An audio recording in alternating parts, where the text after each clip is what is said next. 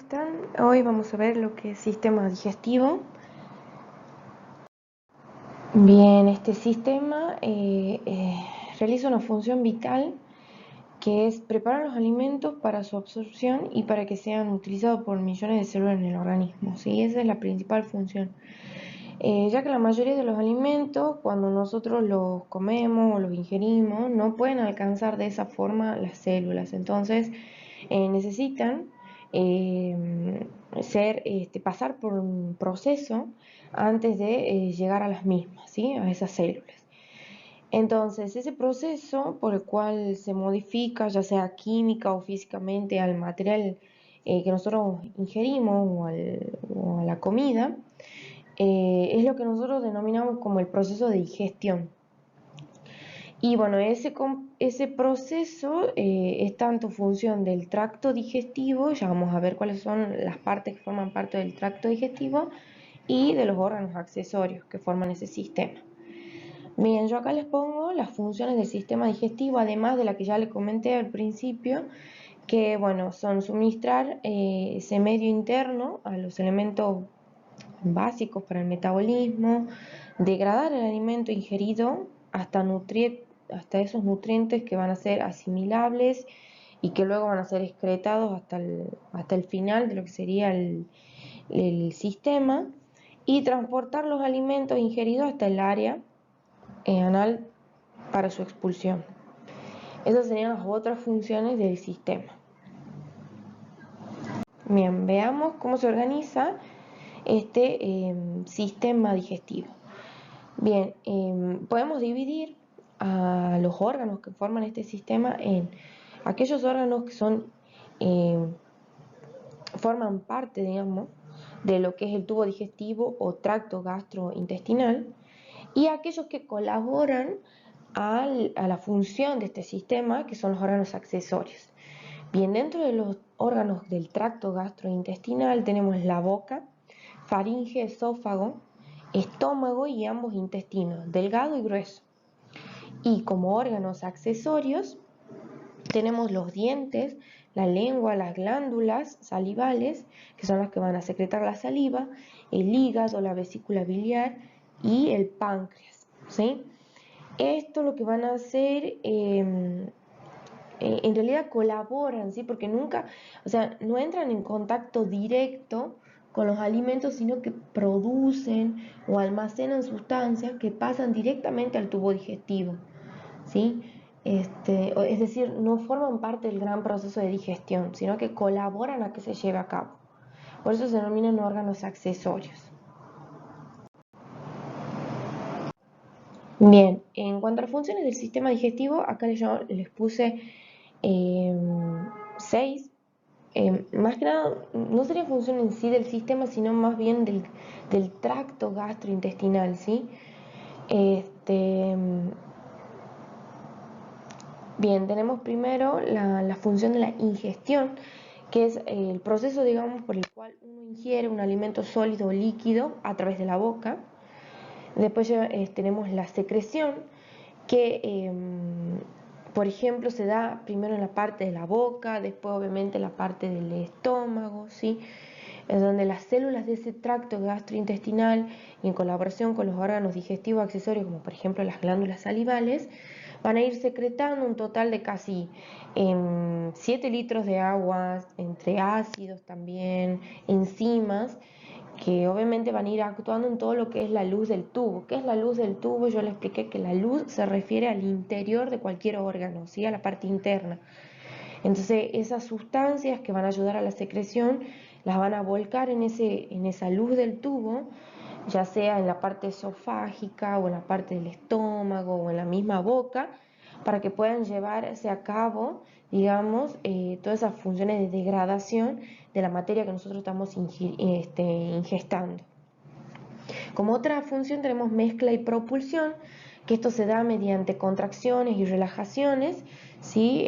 De las paredes de ese tracto, y acá se lleva a cabo la mezcla y, como les decía, la mezcla y el transporte, digamos, de sustancias hacia todo el tracto, ¿sí? Hacia todo el sector que falta, digamos, por el cual esa mezcla y propulsión se lleve hacia todo el sistema digestivo, ¿sí?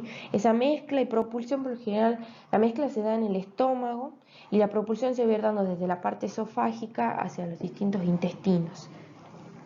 Bien, después tenemos la digestión, que es un proceso mecánico y químico que convierte, digamos, alimentos y los alimentos que nosotros ingerimos en moléculas más pequeñas. Por ejemplo, la digestión mecánica la llevan a cabo primero los órganos accesorios como los dientes, que lo que hacen es cortar, triturar los alimentos antes de la deglución, ¿sí? Luego también digestión mecánica lleva a cabo el estómago, ¿sí? Con esas contracciones que yo les explicaba ya hace rato. El intestino delgado también se encarga de mezclar. Y bueno, de esa forma las moléculas se van a ir disolviendo y se van a ir mezclando completamente con enzimas. Luego se lleva a cabo esa digestión química, que es lo que lleva a que esas grandes moléculas, ¿sí? De hidratos de carbono, lípidos o proteínas se conviertan y se dividan en pequeñas moléculas, ¿sí? Esta digestión química se va a llevar a cabo gracias a enzimas digestivas y que son producidas por lo general por glándulas, ¿sí? Como yo les explicaba hace rato, glándulas salivales o incluso también por otros órganos como la lengua, el estómago, el páncreas, ¿sí? Ellos van a ir secretando estas enzimas que van a ir ayudando a la digestión química. Después, como otra función, tenemos la absorción, que ya más que nada es el ingreso de los líquidos secretados o de iones o de productos, ¿sí? De esa digestión que ya hablamos, digestión mecánica o química.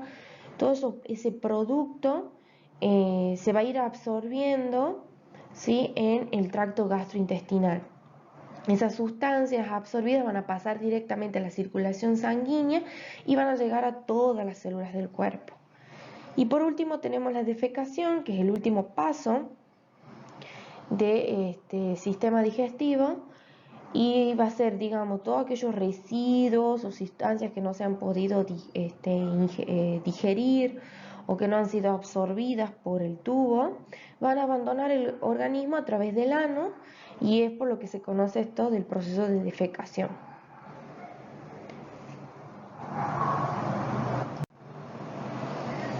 Bien, ahora vamos a entrar a ver como un poco más en detalle la pared de ese tracto gastrointestinal. Esto es una generalidad, ¿sí? Es decir, estas 4 capas del tejido van a estar formando parte de todo el tracto gastrointestinal. Por ahí puede haber unas modificaciones en distintos órganos, pero básicamente la pared va a estar revestida de la misma forma, con las mismas capas en todos los órganos del tracto gastrointestinal. Bien, estas 4 capas son el revestimiento mucoso, esa sería la primera capa, después una submucosa, que va a estar, y luego le va a continuar, perdón, la capa muscular y por último la capa fibroserosa. Obviamente a esas 4 capas de tejido van a estar inervadas por vasos sanguíneos, por nervios, ¿sí? Que van a ir colaborando, obviamente, con las funciones que va a llevar a cabo el sistema, ¿sí? Bien, dentro de lo que es la mucosa, ¿sí? Que es la capa más interna, si va a ir desde lo más interno a lo más externo, ¿sí?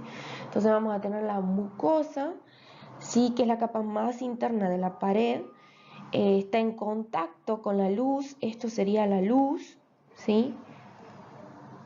Esto sería la luz del tubo gastrointestinal. Bueno, esta va a ser la capa más interna, que va a estar en contacto con esa luz, y esa mucosa a su vez va a estar formada por un epitelio, que son estas prolongaciones que ven acá, una lámina propia, que es esto en color amarillo, ¿sí?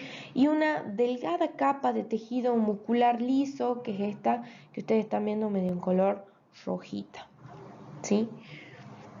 Luego tenemos la submucosa, ¿sí? Que está compuesta por tejido conjuntivo y es más gruesa que esta que acabamos de ver, es mucho más gruesa que la mucosa. Y bueno, esta está formada por glándulas, numerosas glándulas pequeñas, Está formada por vasos sanguíneos, que son estas que tenemos acá, y a su vez también está formado por nervios parasimpáticos, que lo que van a hacer es, obviamente ya habíamos visto, digamos, cómo era el sistema parasimpático y simpático. Bueno, acá están estos nervios, que son los que van a ir dando, van a ir llegando los estímulos de este sistema, ¿sí? Bien, después de la submucosa tenemos la otra capa, que es la capa muscular. Esa capa muscular es un poco más espesa y envuelve esa submucosa. Esta se caracteriza por tener músculo liso, circular, que es esta que ustedes están viendo aquí, y por encima de ella van a tener músculo liso longitudinal, ¿sí? Al igual también que la capa de la submucosa, también está inervada por nervios, ¿sí? Que se organizan en una especie de plexo, que es el plexo mesentérico, ¿sí? Y ese plexo se va a localizar por entre, digamos, las dos capas.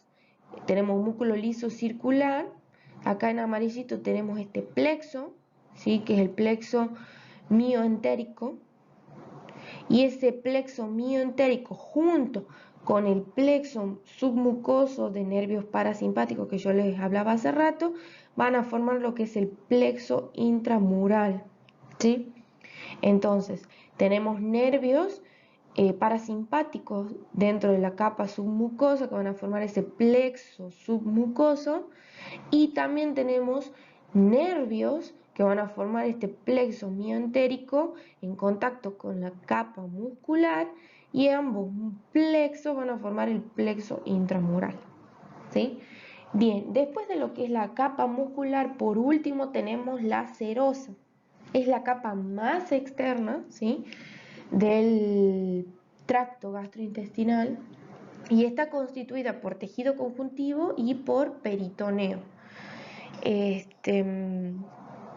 La serosa va a corresponder a esa capa visceral, ¿sí?, del peritoneo. Ya vamos a ver lo que es el peritoneo. Y lo que hace es tapizarla y cubrir todos los órganos, ¿sí? No solamente protege a todas las demás capas, sino que tapiza y organiza todos los órganos del tracto, ¿sí? Es la capa más externa. Y bueno, ¿qué más? El pliegue también seroso, que va a ir cubriendo las porciones parietales, es decir, todas las porciones externas, y viscerales, o sea, todos los órganos, se denomina también mesenterio, ¿sí? Entonces, acá tenemos el mesenterio, ¿sí? Ese mesenterio va a formar parte de esa capa serosa, y esa capa serosa es tejido conjuntivo y peritoneo, ¿sí?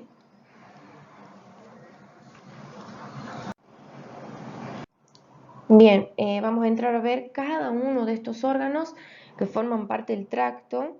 Obviamente, entre los que yo voy a ir nombrando van a haber órganos accesorios y órganos propiamente dichos del tracto gastrointestinal, pero bueno, eso vamos a ir viendo como paso a paso, digamos, cómo se va dando a medida que ingresa, obviamente, el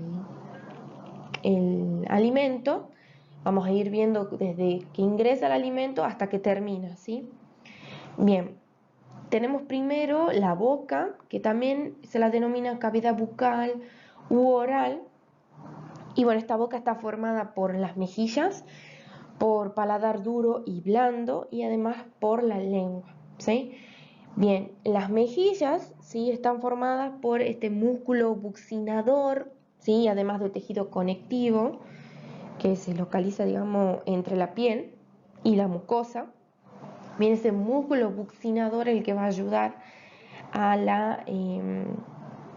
va a colaborar junto con otros músculos de los maxilares y premaxilares a que se lleven las funciones de la apertura y las contracciones y el movimiento de la boca para poder llevar a cabo la función de trituración y maceración del alimento. Este, bien, otras estructuras que forman parte de la boca son los labios, que son pliegues carnosos que rodean la abertura de la boca. Esa superficie del labio va a tener también contacto con las encías, y entre esas encías va a haber un pliegue medio que se denomina frenillo labial, que es este que tenemos acá. Y bueno, durante la masticación, las contracciones de ese músculo buccinador que yo les comentaba hace rato va a ayudar a mantener los alimentos entre los dientes superiores e inferiores, y van a ayudar también a la función del habla, ¿sí? Después también tenemos un vestíbulo, que es la entrada al conducto, sí, que es toda esta entrada, o sea, si nosotros abrimos la boca, esa apertura, el vestíbulo, que es bueno, ahí es donde sería como la cavidad propia, digamos, de la boca. Y en ese espacio se extiende, o sea, ese espacio del vestíbulo se extiende desde las encías y los dientes hasta las fauces. ¿Cuáles son las fauces? Son estos espacios que están marcados acá con unas flechas, ¿sí? Estos fauces forman también parte, digamos, de este vestíbulo o cavidad bucal por donde ingresan los alimentos. Bien, después tenemos los paladares, que acá tenemos paladar duro un poco más arriba, realmente es duro, y paladar blanco un poco más hacia la parte de adelante, ¿sí? El paladar duro se encuentra hacia la parte anterior, como les decía, hacia la parte de adelante, ¿sí? Y está constituido por lo que son los huesos del maxilar y el palatino, y el paladar blanco, que está hacia la parte posterior, es decir, hacia la parte de atrás. Creo que lo dije al revés hace rato. Es un tabique muscular, digamos, que va a estar formando, o sea, en realidad que va a estar entre lo que es la bucofaringe y la nasofaringe. Entonces repitamos de vuelta esto de los paladares, porque creo que le hice un lío. El paladar duro está más hacia la parte de adelante, o sea, mucho más cercana a los dientes, y está formado por huesos del maxilar y el palatino. Y el paladar blando está hacia la parte posterior, es decir, mucho más cerca de lo que sería la úvula, que es ese pliegue, digamos, que se encuentra ya cerca, digamos, de la entrada a la garganta. Bien, el paladar blando, está mucho más cerca a la garganta, y está formado habíamos dicho que por un tabique muscular, y está entre lo que es la bucofaringe y la nasofaringe, ¿sí? Eso en cuanto a los paladares.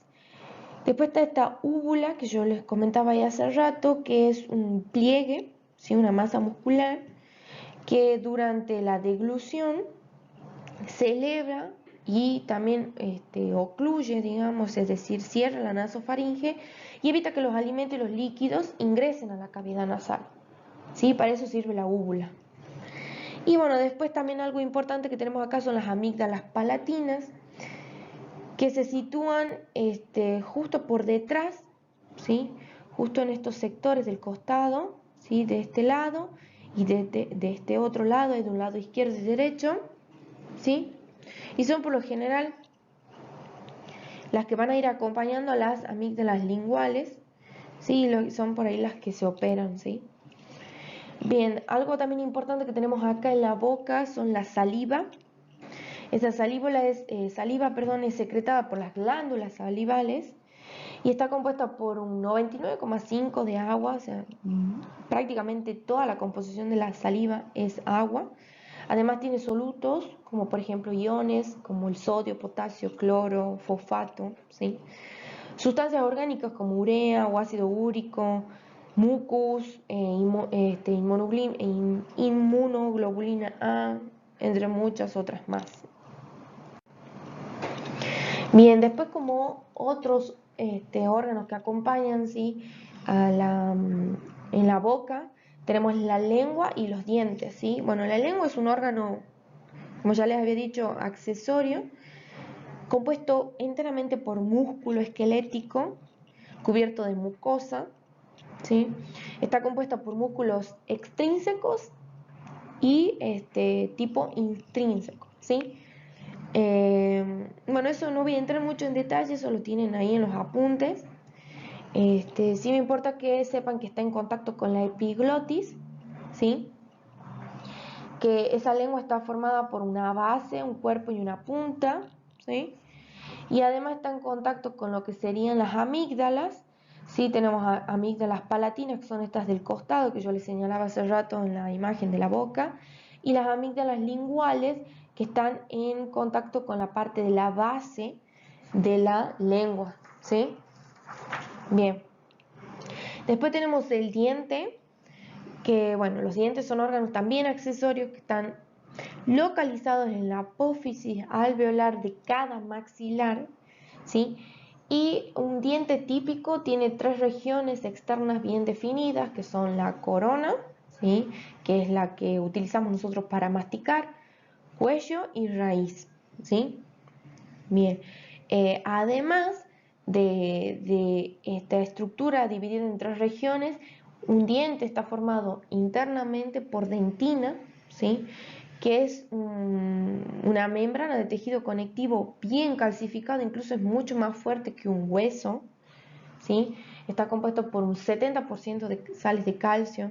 A su vez, la dentina está cubierta por esmalte, que ese esmalte está más que nada formado por fosfato y carbonato de calcio, ¿sí? Que va a proteger obviamente a esa dentina, y esa dentina también está cubierta por cemento, que a su vez es muy similar al hueso y que se fija más que nada en lo que es la raíz, ¿sí? El cemento va a estar protegiendo a la raíz, ¿sí? Bien, continuemos. Acá tenemos lo que es la faringe, ya algo habíamos hablado de la faringe en sistema respiratorio, pero bueno, aquí importante es que cuando los alimentos se degluten pasan de la boca a la faringe, que es un conducto, ¿sí? Que va a conectar al esófago por detrás y a la laringe por delante, ¿sí? Esa faringe está compuesta por una nasofaringe, orofaringe y laringofaringe. En funciones digestivas solo forman parte la bucofaringe o orofaringe y la laringofaringe. Si acá yo le puse un GIF de cómo se muestra si el alimento es en color amarillo, cómo ingresa de la boca y pasa directamente por la faringe, ¿sí? Es solo la conexión, ¿sí? Para que el alimento pase hacia el esófago, ¿sí? La faringe va a ayudar con contracciones musculares a que ese alimento pase de la boca a el esófago, ¿sí? Bien. Después tenemos este esófago, que es un tubo muscular, más o menos llega a medir hasta 25 centímetros en longitud, está situado por detrás de la tráquea y su límite comienza desde la laringofaringe, ¿sí? Desde ahí empieza el esófago, ¿sí? Atraviesa el mediastino, habíamos hablado del mediastino, era más o menos por donde está situado casi el corazón, y por delante de esa columna vertebral, así está localizado el esófago, ¿sí? El esófago va a secretar moco y va a transportar los alimentos hacia el estómago. El esófago no produce enzimas digestivas, solo y tampoco cumple funciones de absorción. Solo es un órgano o un tubo que mediante contracciones va a llevar ese bolo alimenticio hacia el estómago, ¿sí? Acá les pongo un cuadro que resume las funciones digestivas que tienen tanto la faringe como el esófago, ¿sí? Eso después lo revisan, es a modo de resumen. Y bueno, acá les agrego la función de la deglución, ¿sí? Que prácticamente la lleva a cabo la boca y la faringe antes de pasar, obviamente, al estómago, ¿sí? A ver el estómago, quiero que veamos esto, la deglución, que es cómo se movilizan desde la cavidad bucal hacia el estómago, ¿sí? Los alimentos, ¿sí? Es el acto prácticamente de tragar o deglutir. Esa deglución va a ser facilitada por la secreción de saliva y moco, lo que va a ayudar también a que se forme ese bolo alimenticio. Y en esto en la deglución participan la boca, la faringe y el esófago, que son las 3 estructuras que acabamos de ver. Y consiste prácticamente en 3 funciones, en 3 fases. Fase voluntaria, fase faringea y fase esofágica. La fase voluntaria es la que nosotros realizamos, digamos, al alimentarnos, y en la que el bolo alimenticio, después de distintos tipos de secreciones de saliva, moco, se forma ese bolo, pasa hacia la bucofaringe, ¿sí? Después se lleva a cabo la fase faringea, que es involuntaria, ¿sí? Y es ese paso del bolo a través de la faringe hacia el esófago, ¿sí? Ese bolo, a través del movimiento de la lengua, hacia arriba, hacia atrás, contra el paladar, va a ir formando ese bolo y va a llevar a cabo esa función, ¿sí? Primero que va a ser voluntaria de deglutir y después que va a ser esa fase involuntaria que va a ser llevarla de la faringe hacia el esófago, ¿sí? Bien, después tenemos esa fase esofágica que es también involuntaria y es en la que ese bolo alimenticio pasa del esófago al estómago, y aquí se lleva una fase de peristaltis, ¿sí? Que son contracciones, relajaciones coordinadas de ese esófago que va a impulsar ese bolo hacia adelante. ¿Qué sería hacia adelante? Hacia el estómago, ¿sí? Acá tenemos una imagen, un movimiento, cómo se ve la ingesta del alimento, cómo pasa por la faringe y los distintos pasos, ¿sí? Acá en secuencia, cuando ese bolo también llega al esófago y pasa después, obviamente, al estómago, que no está marcado acá. Bien, acá vamos a ver lo que es el estómago, que es un ensanchamiento del tubo digestivo en forma de J, ¿sí? Está localizado por debajo del diafragma, ¿sí? Y se interpone entre lo que sería el esófago y la principal porción del intestino delgado, que es el duodeno, ¿sí? La principal función del estómago es servir como una cámara de mezclado y reservorio de los alimentos, ¿sí? El estómago está formado por 4 regiones principales. Tenemos el cardias, que es esta primer porción, ¿sí? Que es una porción redondeada que está por encima, ¿sí? del fundus. ¿Cuál es el fundus? La otra segunda parte que vemos del estómago. Entonces el cardias es acá, este orificio que hace contacto con el esófago y ya entramos al estómago.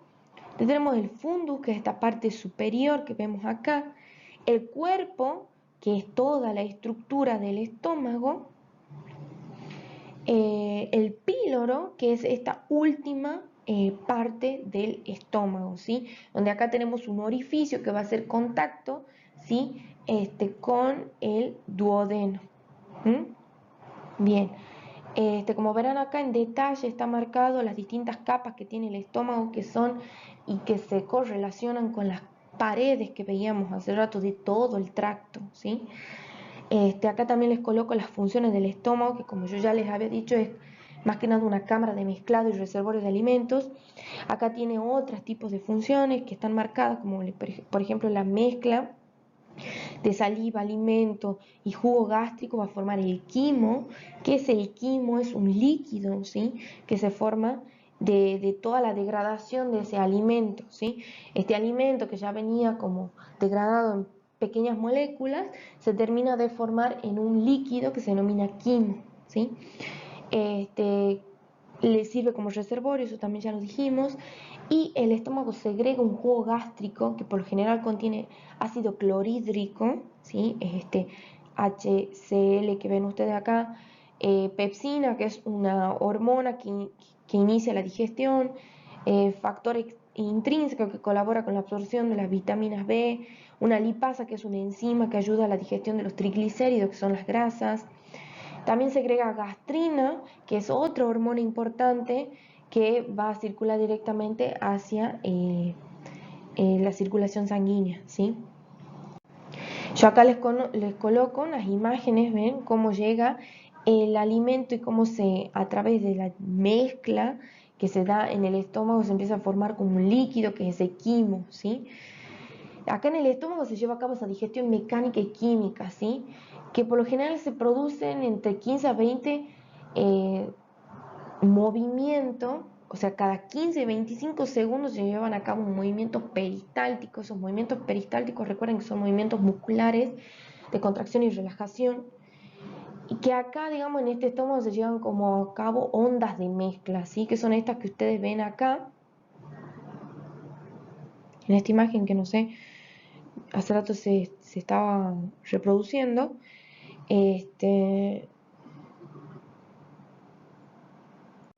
Bien, dejó de funcionar. Bueno, acá ven, estos movimientos peristálticos se observan acá, ¿sí?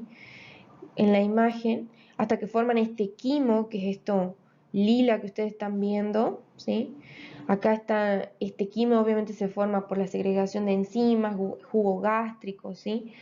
Estas ondas lo que van a hacer es macerar el alimento, lo van a mezclar con las glándulas, con las secreciones de las glándulas gástricas, ¿sí? Hasta formar ese quimo.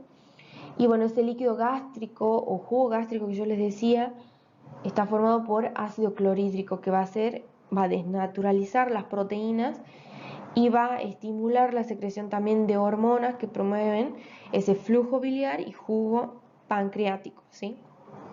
Continuemos. Luego tenemos, como otra porción de este tracto gastrointestinal, tenemos el intestino delgado, ¿sí? Que es el que continúa luego del estómago, ¿sí? El intestino delgado es un tubo que llega a medir hasta 6 metros de longitud, da vueltas en espiral y es que ocupa casi la totalidad de la cavidad intestinal, ¿sí? Puede dividirse en 3 partes. La primera parte, ¿sí? Que está en contacto acá ven con el estómago, es el duodeno, ¿sí? Luego le continúa el yeyuno, que está todo acá enrollado, y la última porción, ¿sí? Que es toda esta en color verde, es el ilion, ¿sí? Bien. Tiene forma de letra C, ¿sí? Este intestino, o sea, esta parte del duodeno tiene una forma de C. El término duodeno significa que por el tema de dedos, ¿sí? Porque tiene una corta longitud en comparación de las otras partes del intestino delgado. El duodeno se convierte acá en yeyuno, ¿sí? Cuando da vuelta en este giro brusco, ¿sí? Este giro brusco que está aquí se forma en yeyuno, ¿sí? Esa porción yeyunal va a continuar casi como esta parte del yeyuno tiene hasta 2,5 metros, ¿sí? Y luego se va a convertir en ilion, ¿sí? Que tiene casi como 3,5 metros de metros, ¿sí? Que es toda esta parte en color verde. ¿Se recuerdan que yo les había hablado de la pared del tracto intestinal? Bueno, que prácticamente esa pared es igual en todas, pero va a ir teniendo como ciertas modificaciones. Bueno, acá el intestino, esa primer modificación que tiene son unos pliegues, que son como proyecciones de vellosidades que se denominan villi. Esas vellosidades van a constituir esas grandes modificaciones que yo les decía de la pared, de la mucosa del intestino. Y bueno, estas proyecciones o vellosidades que tiene este intestino le confieren a la mucosa intestinal, ¿sí?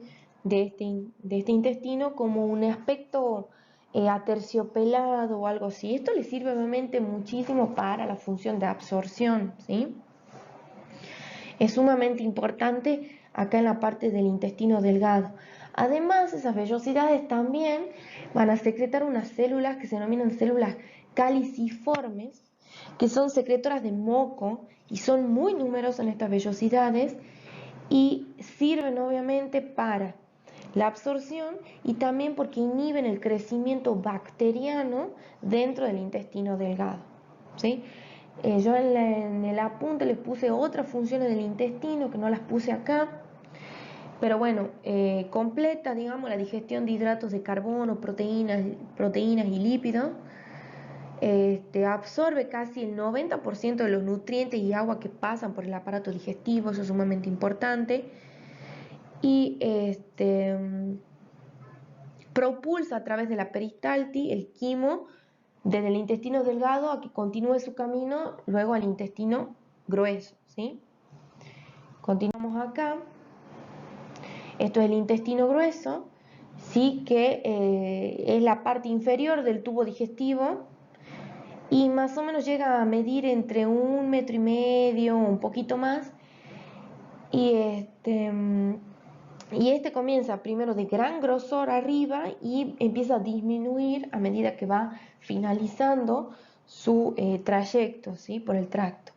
Se divide prácticamente en un ciego, ¿sí? Que es el que tenemos acá, que es la primer porción de este intestino grueso. Luego continúa el colon, que es la mayoría, ¿sí? De la estructura del intestino grueso. Y por último tenemos el recto. Ese ciego está localizado, ¿sí?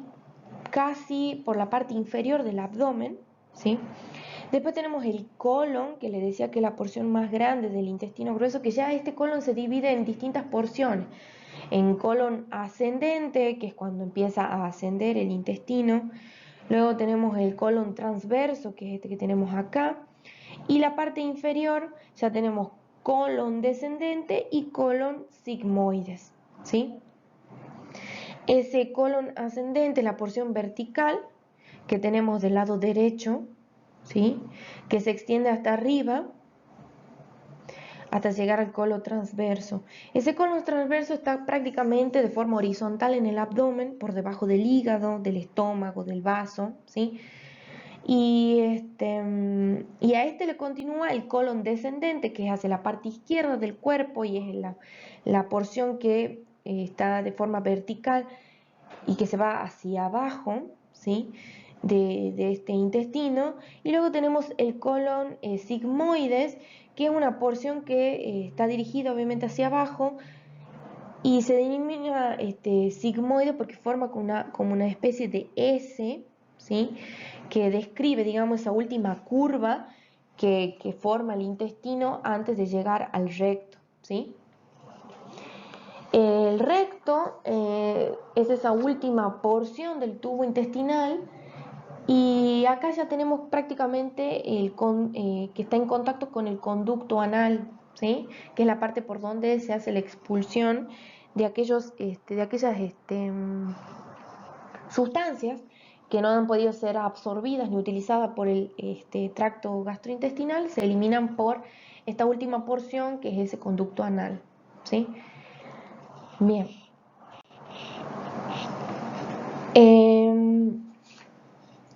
Ahora vamos a pasar a otras estructuras accesorias. Ya habíamos visto como órganos accesorios la boca, los dientes, la lengua. Ahora pasamos a ver otros órganos accesorios importantes, como por ejemplo el hígado, el páncreas, la vesícula biliar, ¿sí? Bien, el hígado es una glándula de gran tamaño que tiene nuestro organismo, llega a pesar hasta 1,5 kg y está justo por debajo del diafragma y ocupa la mayor parte de lo que sería el epigastrio, ¿sí? El hígado está formado por dos lóbulos bien marcados, el lóbulo izquierdo, que es de menor tamaño, y el lóbulo derecho, de gran tamaño, ¿sí? Ese lóbulo derecho, a su vez, está formado por tres partes, que se denomina lóbulo derecho propiamente dicho, que es prácticamente todo ese lóbulo, el lóbulo caudado, que es una pequeña superficie en la cara posterior, ¿sí? Que está más o menos por aquí, y el lóbulo cuadrado, que es la superficie inferior, ¿sí? De este lóbulo. A su vez, toda la estructura del hígado está formado por lobulillos, ¿sí? Hepáticos, que son unidades anatómicas estructurales del hígado, son como diminutos cilindros. Eso yo le coloqué en imágenes a ustedes en el apunte, no quise colocarle más imágenes acá para que no se vuelva muy tedioso, pero después lo leen bien. Pero prácticamente todo el hígado está formado por esas unidades anatómicas estructurales que son los lobulillos hepáticos, son como tienen como forma hexagonal o pentagonal, ¿sí? Y por eso lobulillos es que secreta, es por donde se forma después también, es por donde, perdón, circula la sangre, ¿sí? Que va a llegar hasta el hígado.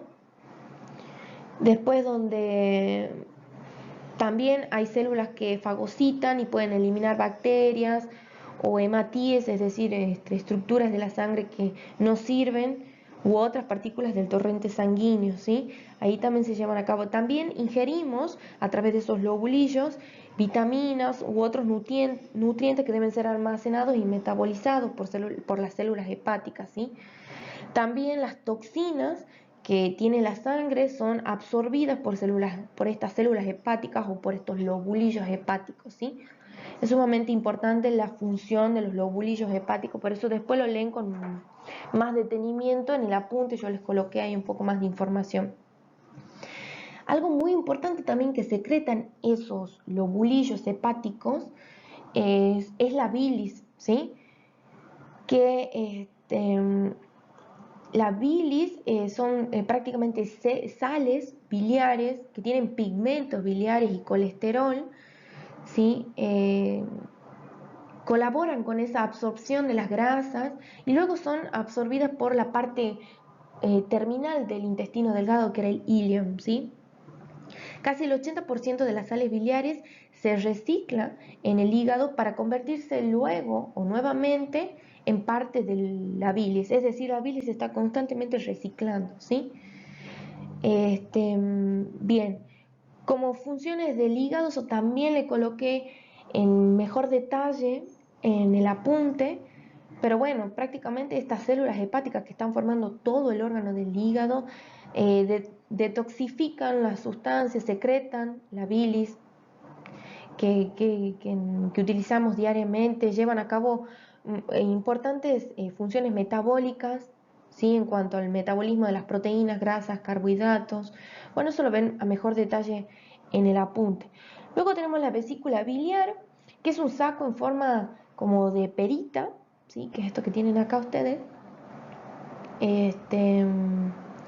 Se localiza en la superficie inferior del hígado, como la verán acá en la imagen del hígado, está como que se ve una pequeña proyección de esa vesícula, bueno, esa está por la parte inferior del hígado. Almacena bilis, ¿sí?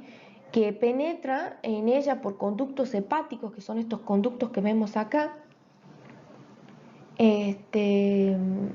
La vesícula puede llegar a concentrar hasta de 5 a 10 veces más la bilis que cualquier otro órgano, que el hígado, por ejemplo. Y cuando se produce la digestión en el estómago y en el intestino, la vesícula se contrae y proyecta esa bilis que luego es concentrada en el duodeno, ¿sí? Después tenemos el páncreas, que es toda esta porción en amarillo que vemos. Es una glándula retroperitoneal, que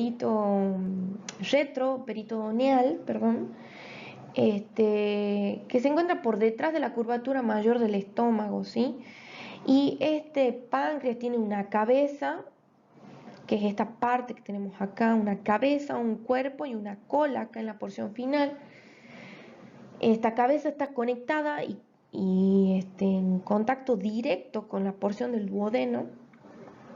Y el páncreas está compuesto por diferentes tipos de tejido glandular, que puede ser exócrino y endocrino. Nosotros cuando vimos sistema endocrino, vimos la función del páncreas, bueno, que las chicas hicieron la ficha del páncreas, vimos la función endocrina que lleva a cabo este órgano. Pero bueno, la mayor parte del páncreas está formado por tejido exócrino, ¿sí? Que son unos acinos bien compuestos. La palabra acino significa que tiene como una disposición en forma de uvas, ¿sí? Y que liberan secreciones dentro de cada unidad o sistema, ¿sí? Y la palabra compuesta porque tiene distintas ramas, ¿sí? Eso se denomina tejido exócrino acinar compuesto, ¿sí? Eso lo van a ver en el apunte, entonces está ahí como explicado por qué se denomina así. ¿Cuáles son las funciones de este páncreas? Primero, secretar enzimas digestivas que luego que estas se van a encontrar en el jugo pancreático y que van a desempeñar un importante papel en la digestión. Después que secretan células betas, que van a secretar la insulina, sumamente importante en el metabolismo de los carbohidratos. y que también forman células alfa que secretan el glucagón, ¿sí? Que también forma parte del metabolismo de los carbohidratos, ¿sí? Sumamente importante. Y bueno, y por último, para terminar ya la fase de la digestión, estas fases de la digestión se llevan a cabo por una regulación, ¿sí? Y esta fase tenemos como fase cefálica, gástrica e intestinal, ¿sí? La fase cefálica es más que nada la que se lleva a cabo a través de los sentidos. El olor, la vista, el pensamiento, el sabor inicial de esa comida activan los centros neuronales, ¿sí? De la corteza cerebral, del hipotálamo, del tronco encefálico, ¿sí? Es la que va a activar, ¿sí? Los nervios para que se lleve a cabo el primer estímulo para producir el jugo gástrico, ¿sí? Es toda esta fase que yo voy a explicar son más que nada cómo se empieza a estimular esta digestión, cómo llega la regulación a través de centros nerviosos u hormonales, ¿sí? Para que se pueda llevar a cabo.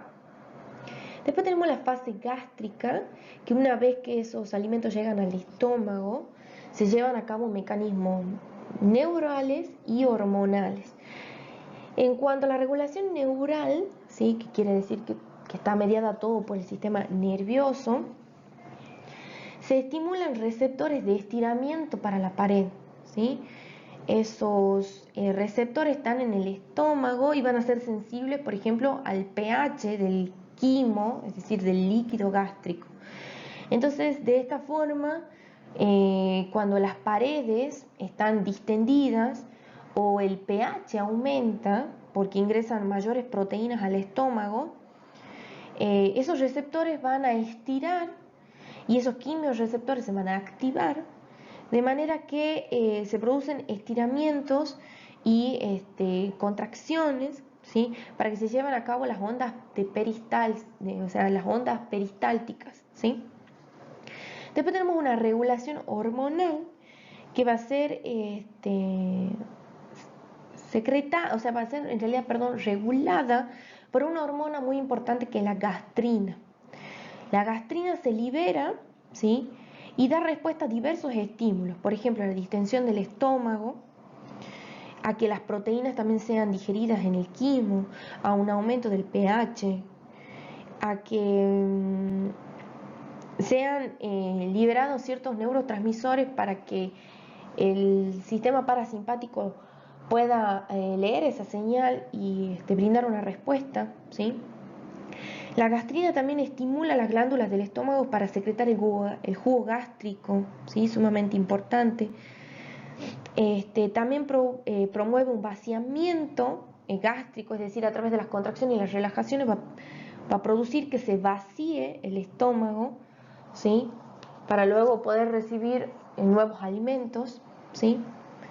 Y tenemos la última fase, la fase intestinal, que también es cuando ya los alimentos llegan al intestino delgado y acá se estimula una actividad secretoria y de motilidad, ¿sí? Es decir, esa actividad secretoria y de movimientos, ¿sí? Contráctiles van a ser mediados por una regulación neural y una regulación hormonal. Esa regulación neural, ¿sí? Va a provocar que en los estiramientos de la pared del duodeno envíen impulsos nerviosos al bulbo raquídeo, donde se va a estimular, ¿sí? Donde se va a producir en realidad, una inhibición a la estimulación parasimpática y como resultado va a dar una motilidad gástrica inhibida, es decir, se va a inhibir la motilidad del intestino delgado para que se produzca después un vaciamiento gástrico, ¿sí? En síntesis, esto va a provocar que la pared de los receptores que hay en el duodeno envíen una señal al bulbo y inhiba las funciones peristálticas del mismo para que luego se produzca un vaciamiento, ¿sí? Y por último tenemos una regulación hormonal en esta misma fase que está dada por dos hormonas muy importantes, la secretina y la colecistocina, ¿sí? La colecistocina lo que va a hacer es dar una respuesta, ¿sí?, a la secreción de un jugo pancreático para que se pueda degradar proteínas y ácidos grasos, ¿sí? También va a estimular la contracción de la vesícula biliar para que se pueda liberar la bilis que está almacenada en ella. Va a disminuir también el vaciamiento gástrico. Va a producir también una saciedad, ¿sí? Para que ya no sigamos ingiriendo alimentos. Y la secretina, por ejemplo, lo que va a hacer es inhibir la secreción del jugo gástrico, va a promover también el crecimiento y el mantenimiento del páncreas, ¿sí? Esas son como las funciones más importantes de la secretina, ¿sí? Yo acá, creo que en la siguiente diapositiva, sí, acá le coloco las tres hormonas más importantes que controlan la digestión, ¿sí? La gastrina la habíamos nombrado en la fase que habíamos hablado de la fase gástrica, perdón, y las otras dos, la secretina y la calecistocina, la nombramos en la última fase, que es la ingestión, intestinal, ¿sí? Acá está resumido en este cuadro las funciones principales, ¿sí? Bueno, y con eso les dejo la bibliografía que utilicé para hacer el apunte y las diapositivas. Cualquier duda me consultan, vamos a ver un poco más de esto en el repaso, en realidad vamos a ver en el repaso las cosas más importantes de este tema y les voy a estar subiendo en la plataforma un práctico con un par de ejercicios de esto y del tema anterior que habíamos visto, que no les subí ningún práctico, ¿sí?